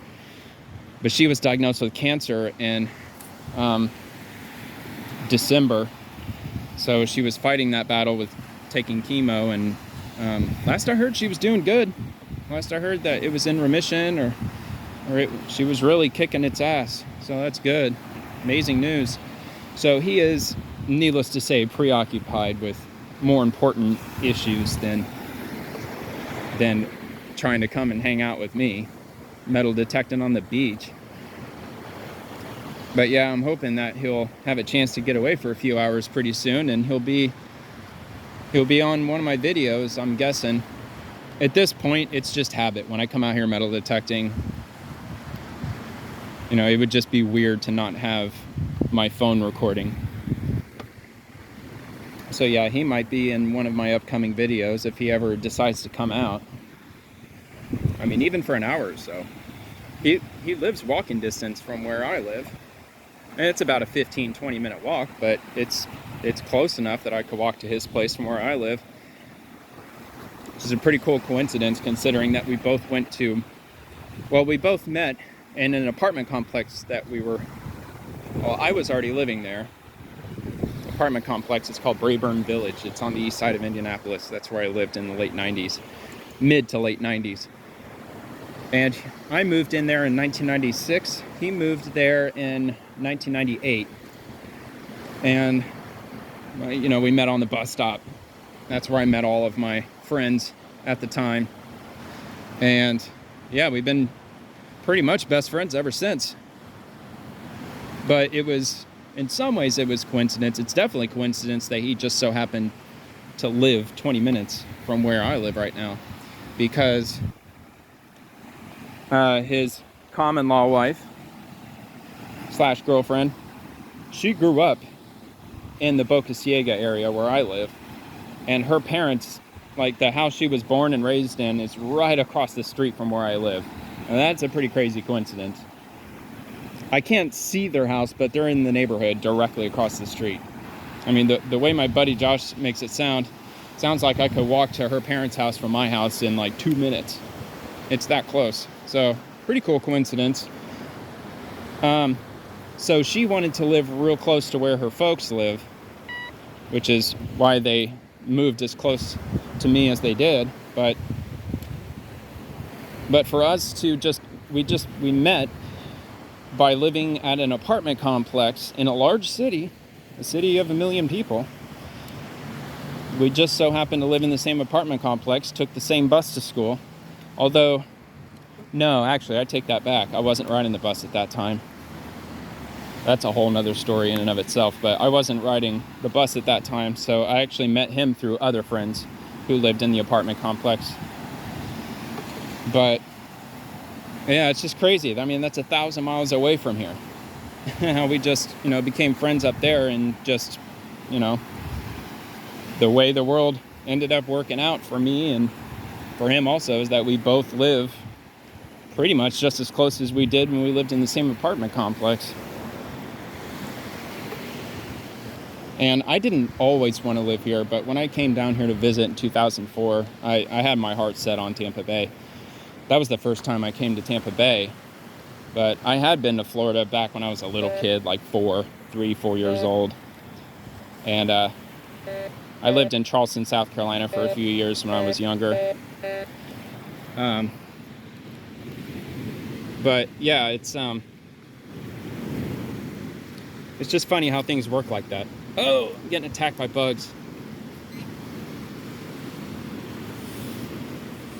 Please don't be the biting types of bugs. I don't think they are. Is that still in view? Sort of, not really. Oh man, this might be my calling to head on out. Is that in view? Yeah, these bugs just started swarming. Obviously, it's the light. Oh, look at that. Is that a penny?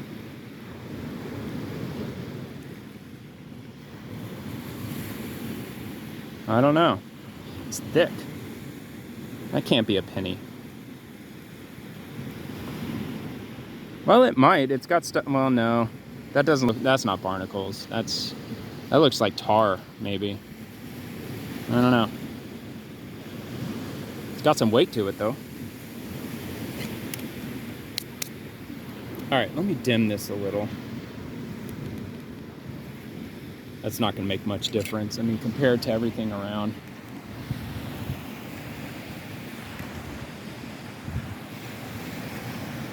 Yeah, it's like pitch dark out. All right.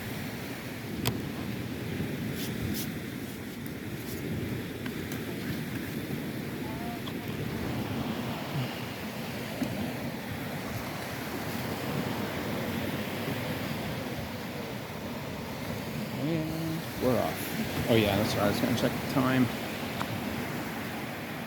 10:34, so I got about 10 minutes.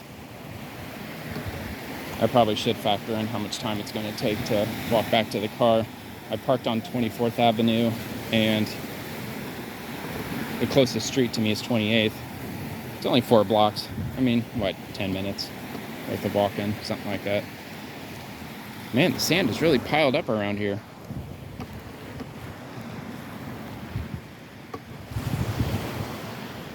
Yeah, that's a hell of a big house, man. Big old house.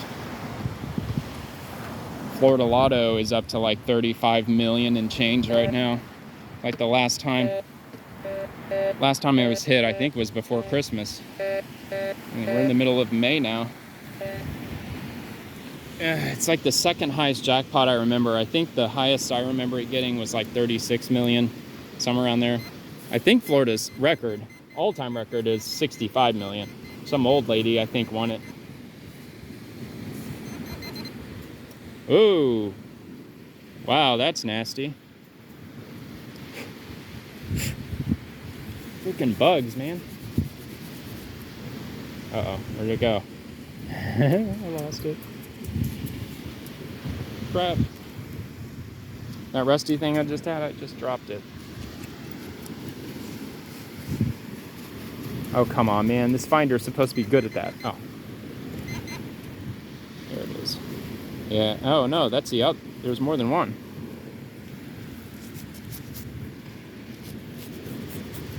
The other one is, it's definitely heavier.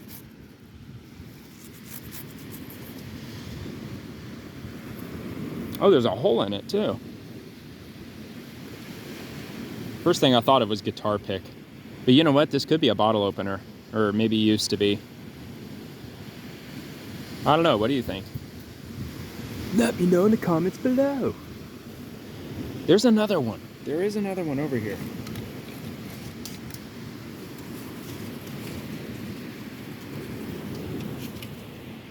Maybe not. I don't know. I could have sworn that felt heavier, though.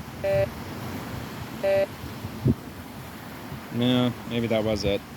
I think that's my finder that I'm hitting there. Let me move it. Yeah, I think that was it. All right, all right. Well, I guess I will... Hang on. Just trying to clean that off. One-handed.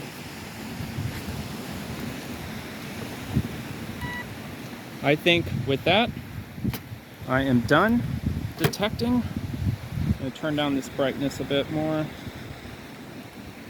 Well, actually, no, I'm not. I'm just going to turn it back up. How about that? I'm going to make it even brighter. Oh, let me fix my tripod. Ah, much better. Much, much better.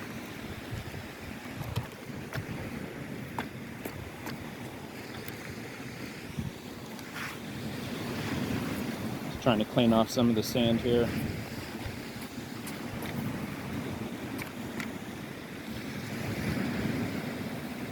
Oh, sand in the hair. Wow, these bugs. Holy smokes. I'm gonna hold my camera like about 3 feet away from my face because all those bugs keep smacking into me. Now, it probably doesn't help that I'm up here by all these not trees, but plants. Here's the water. Oh, look at this ledge. How about that? That's cool. Very cool. Just beach erosion. That's basically where it starts. Let's see if I can not get wet. Yeah, beach erosion. That's cool.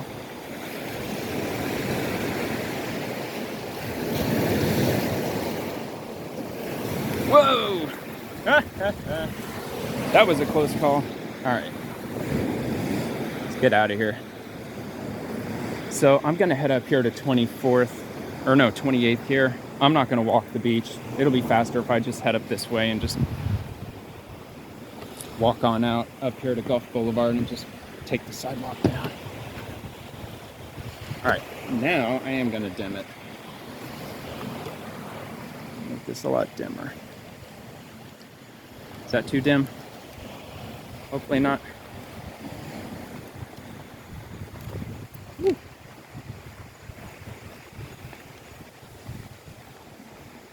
Oh, it's nice through here. Shower. Nice. Sea grape. Those are sea grape. Actually, we're not walking like right up by somebody's windows. That's what I was afraid of. Walking in between two buildings, so I'll turn up the brightness a little. This is a really cool looking beach access in between two properties.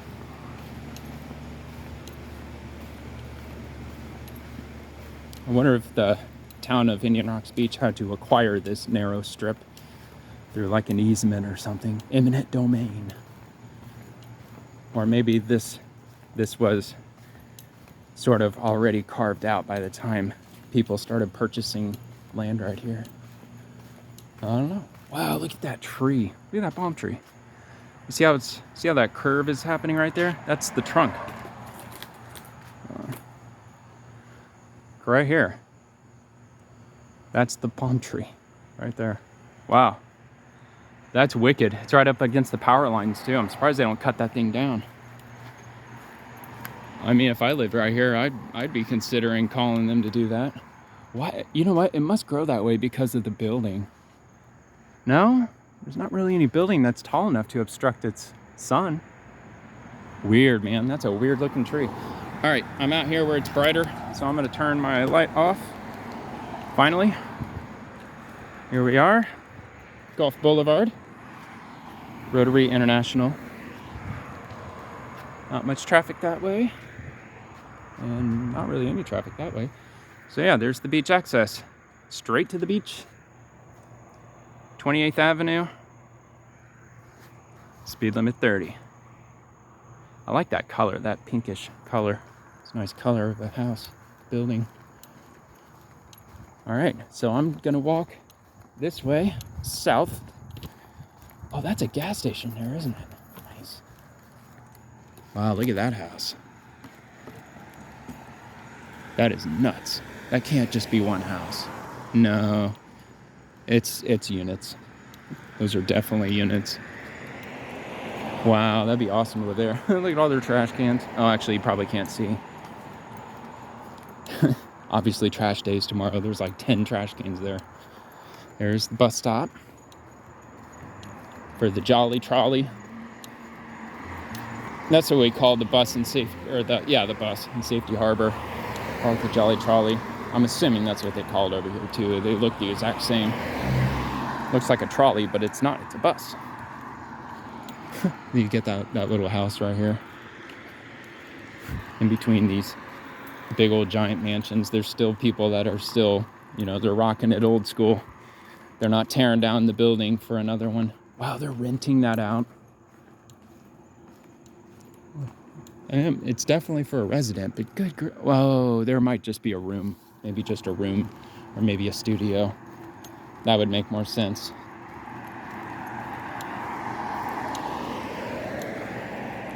All right, that's 27th Avenue. I got 3 more to go. And I don't know, maybe I won't, but I'm thinking about stopping by that gas station. Grab me a couple of sweet snacks for tomorrow for work. I really got on that on a trolley kick. You know those trolley gummies? Oh, I'm sure they're absolutely atrocious for you. I'm sure they're just, like some of the worst. That's not a Jolly Trolley. It's just a regular bus. It's probably some of the worst sugar, corn syrup poison you can probably put in your body, but I just love them so much. The peach flavored ones are real good. Those are the old, like back when trolleys, I don't know, it seems only like in the last 10 years they started coming out with all these crazy flavors. Now they've got trolley gummies that have juice in them like a Gusher. But no, like originally I think peach was the only flavor they had. There's another little house that's just, it's such a regular looking house. That's one end, that's the other end. It's just so crazy.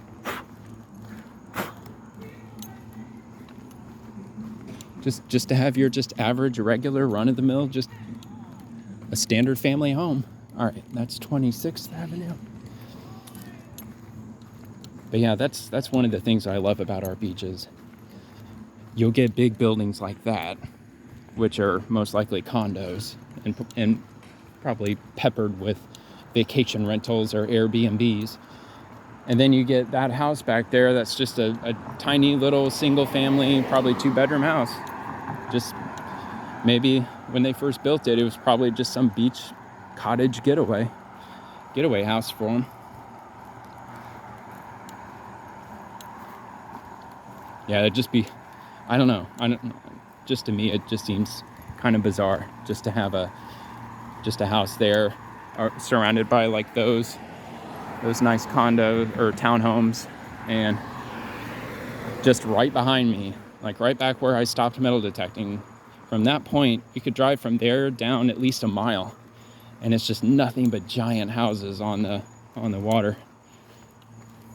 So look at this. This is all just open land. They're selling it. Oh, you know what? They probably recently cleared it. I wonder if they did. Oh no, there is a house back there.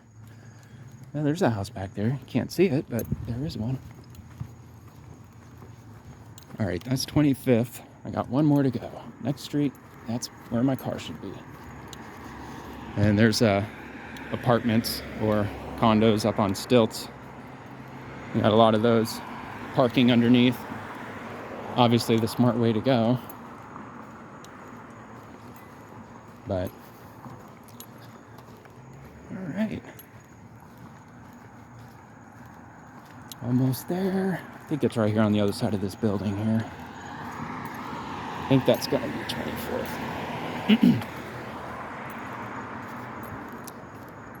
Parking only. Huh. They say that's a resort. Interesting. All right, I see the street sign. We're getting closer.